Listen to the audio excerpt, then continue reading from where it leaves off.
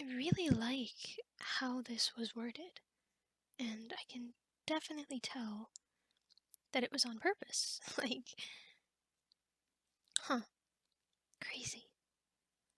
Oh, uh, hi again. What's up? Yeah, Bible study outside again. I mean, I would have been out yesterday, but it was storming, so I did it in my dorm, with the window open. Yeah. uh, I'll be moving out in a little bit soon, couple weeks. Yeah. I'm excited to get back home. I miss my family. Congratulations, by the way. Yeah, you graduated. I'm really proud of you. Yeah. I did. I couldn't make it to the ceremony though. I had to drive home. But I messaged all the teachers and the faculty and stuff, and they were fine with it with the reason I had to leave. Even if they weren't fine, I was going to go anyway. Oh, I had to go to a show. A horse show. But well, it wasn't for me. It was for my best friend. I've known her since kindergarten, and she's always wanted to show a horse, and she got to. So I had to make it. There was no way I was going to skip her first horse show for my graduation. I'm going to get the paper anyway. Yeah, I do. She's really great. But anyway, would you like to join me? Oh, you got a new Bible or a Bible. That's awesome. Do you mind if I look? Whoa. I could put tabs on it if you'd like. I have extra. My Bible came with two, and I only needed one because I only have one Bible. So, they're little like mine are plastic, but you put them on the page where a chapter starts or a new book of the Bible. So, like Genesis has one, Exodus has one, and then you can like stare them down, and it makes it easier to find certain passages in the Bible. And it's also a good way to study the books. Yeah. See? Mine are quite old. Yeah, but I don't know. It feels weird getting new ones. And it just shows how much I've used it. But anyway, here, have a seat. We can read together.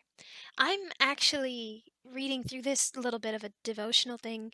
Um, it's kind of a devotion, but it just gives you a bunch of verses about love and marriage and how that's supposed to look biblically.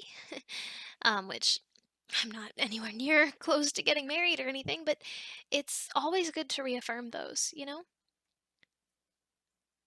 Yeah. Well, it starts here in Ecclesiastes 4, 9 through 12, actually. Let me find that real quick. Let's see. Ecclesiastes is right here, chapter 9. Or chapter 4, my bad, verse 9.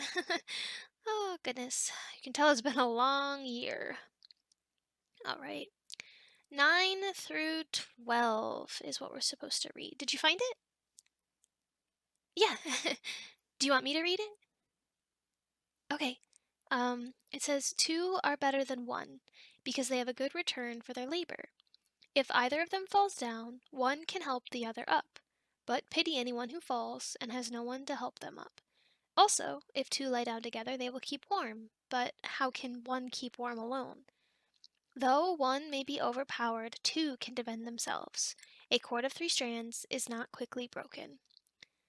I really like that verse because one, my sister and her husband, they used it when they were getting married. They had three strands that they had to braid together, and the way you braided it, it formed a cross. And each strand, one represented God, obviously, and then one represented my sister and her husband. Um, so It was really cool. I had to hold it, and her husband doesn't know how to braid, so he's like, "I'm gonna just pretend I know what I'm doing," and kinda just held his hands there, and they were laughing to each other. It was so funny. Yeah, my sister and I were giggling. That was a really good day. But, the verse, how do you see it? Like, what do you see or think when you hear that? If you need to read it over again, please feel free.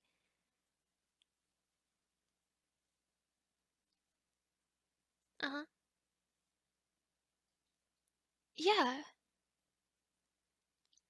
it is kind of crazy how when someone says, "Oh yeah, we slept together," it's become something it shouldn't have.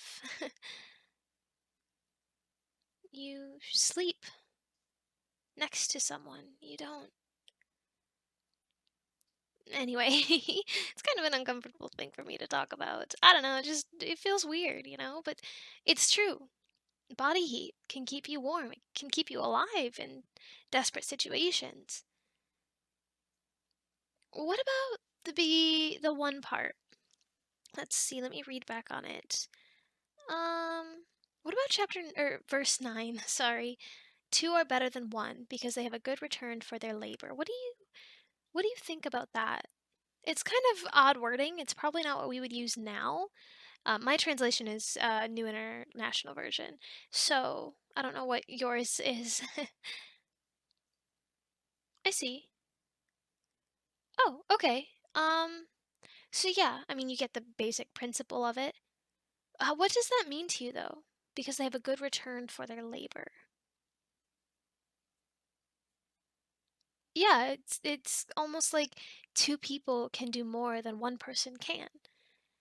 So why not work together? And it's gonna be hard. It's definitely not always easy.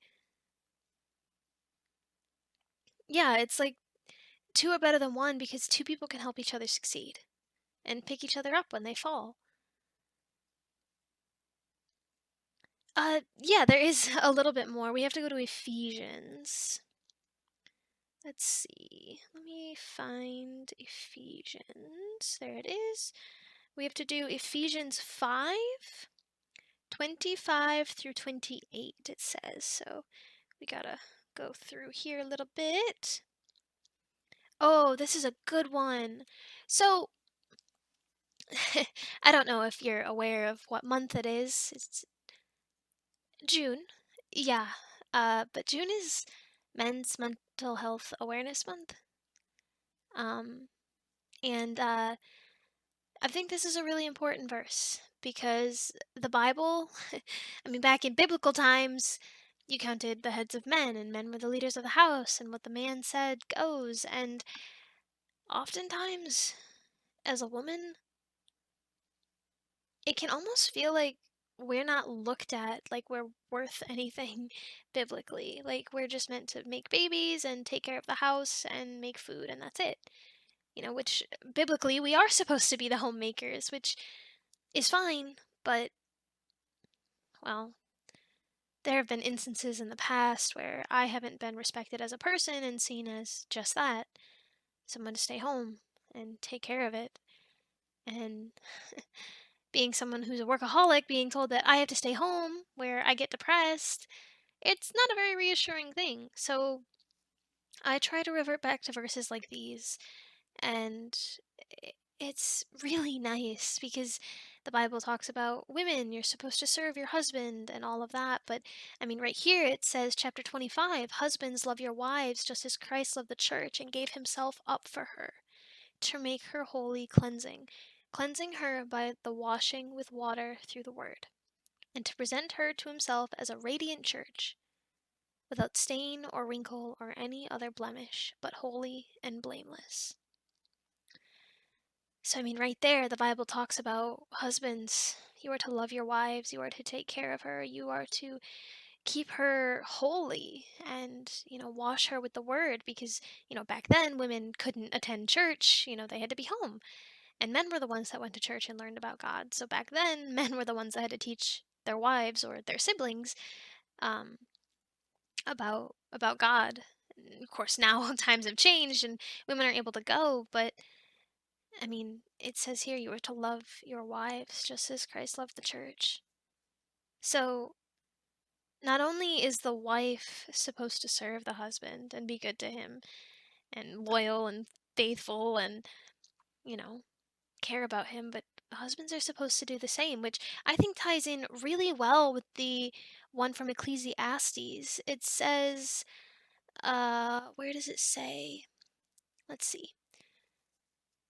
Well, I mean, good return for their labor. I mean, if you're both working in the Word of God and you're both studying and you're both growing together, you're going to grow stronger together with God intertwined with those three strands. You're going to spin yourself around and you're going to tie God into the middle of your relationship. And it's hard to break three strands. It's not quickly broken. Three chords is not quickly broken, just as Ecclesiastes says. So I think, it says if two lie down together, they will keep warm. But if you lie down by yourself, you will freeze. One may be overpowered, but two can defend themselves, which I also think I heard this from my pastor a long time ago regarding Adam and Eve and how, God did make Adam first, but then he took a rib from Adam and he could have picked anything. I mean, he's God, he made everything out of nothing. But he chose a rib. He didn't choose a foot to be below Adam. He didn't choose a part of the skull to be above Adam. He chose a rib from the side to be beside him and his equal. And your ribs, they protect all of your squishy stuff on the inside. So just as men are physically stronger and can physically protect a woman, the woman is to protect the man's heart. So even from the beginning of creation, we were all tied together to protect each other and to carry each other, to keep each other warm. But only when God is in the center of the relationship. That's just so crazy to me, and I am so sorry. I just realized I have been kind of preaching to you, and I really didn't mean to do that. It's just the Holy Spirit fills you up, and you can't help but scream and worship. It's just everything is so connected. It's crazy. But what do you have to say about all of this? Uh, what? Have you been taking notes? You've been taking notes about everything I just said? Really? Well, I mean, I'm no pastor or preacher or anything. I'm just a girl who likes God and learning about the Bible. It's kind of a, I don't want to say a simple thing because the Bible is quite complex, but I don't think I'm anything to be quoted. Yeah, but anyway, thanks. I I really appreciate that. Sometimes I can feel like people don't care about what I say. But with you taking notes about what I just said, that makes me feel a lot better. So thank you. But regarding all this, is there anything else that you had to say or think about or wanted to talk about? Yeah. Okay. That sounds really cool. I really like that way of thinking about it. Yeah. I never really thought about it like that. It's nice to get someone else's perspective on these things. So, thanks for sharing.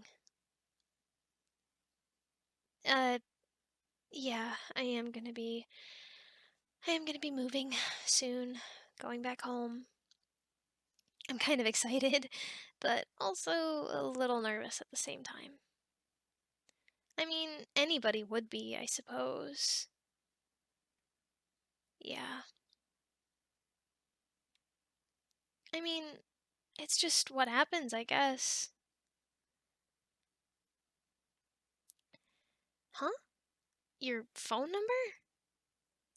Uh, yeah, I would. I'd like that. Could do more studying together. I'd have a lot of fun with that. With you. I think it'd be really great. But, yeah, here, I'll write it down in your notebook and then I'll hopefully see you around. Okay. I'll see you later. Bye.